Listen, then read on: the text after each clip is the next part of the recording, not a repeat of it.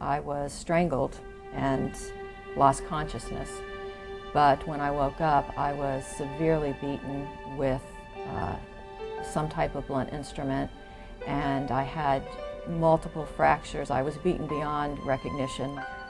I was a victim of stalking by my neighbor. We've never dated, but he was infatuated with me and he felt that we should be married. When I disagreed, that's when the stalking began. In 1996, my estranged husband murdered our 2-year-old daughter, Sarah, and then he committed suicide.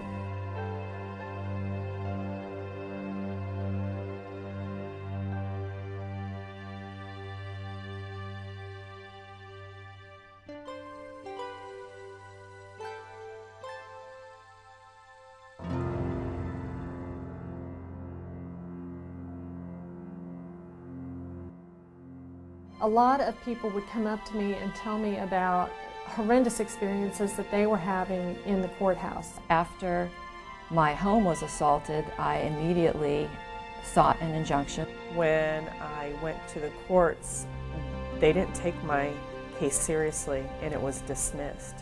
A common thread seemed to emerge whenever I talked with people in the community, and it seemed as though something needed to be done to assist victims of domestic violence when they come in contact with the legal system.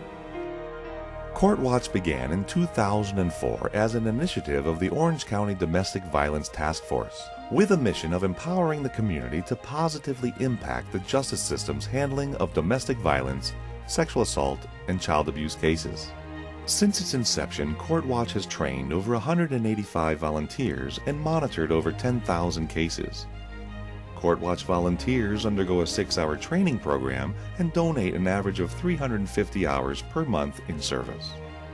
When prosecuting certain cases that involve victims of domestic violence, we have requested that CourtWatch be in the courtroom to make sure that everybody is accountable and make sure that the process works the way it's supposed to. Well, I think CourtWatch plays a very important role in the community.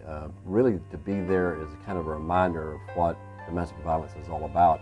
Unfortunately, public policy makers and maybe some of us lay people often think about the statistics of domestic violence or even child abuse. We talk about very abstract things, but it's to put a face on domestic violence. And I think that's what CourtWatch does. I think victims, if the victims know who CourtWatch is, and I think a number of them do, if they see somebody from CourtWatch there, they feel maybe just a touch more safe. They feel like somebody's there to watch to make sure that they're getting a fair shake in the courtroom. CourtWatch monitors domestic violence and sexual assault cases in Orange and Seminole counties to make sure the judicial system holds perpetrators accountable and doesn't re-victimize the victims. This is done by regularly monitoring courts in order to identify patterns of behavior and obtain specific examples of larger problems or issues. This information is then reported to the courts and community, where it is used for further research and to offer suggestions for improvement. The nice thing about CourtWatch is that they are impartial citizens, volunteering, so they don't necessarily have an agenda when they go into court.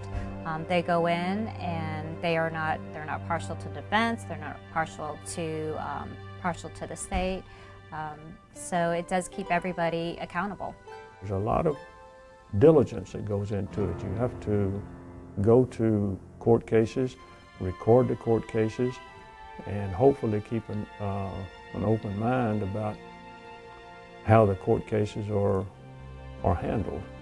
I think everybody likes having outsiders in the courtroom so the general public can see that their courts are doing justice.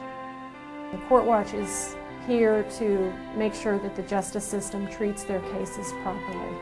I definitely appreciate the presence of CourtWatch, because if they weren't in the room, I don't think I would have received a fair hearing nor the injunction that I feel I deserved. Just knowing that they were in the courtroom, I'm sure, had an impact on all of the participants, from the judge to the defense attorney to prosecutors, certainly to me and my family.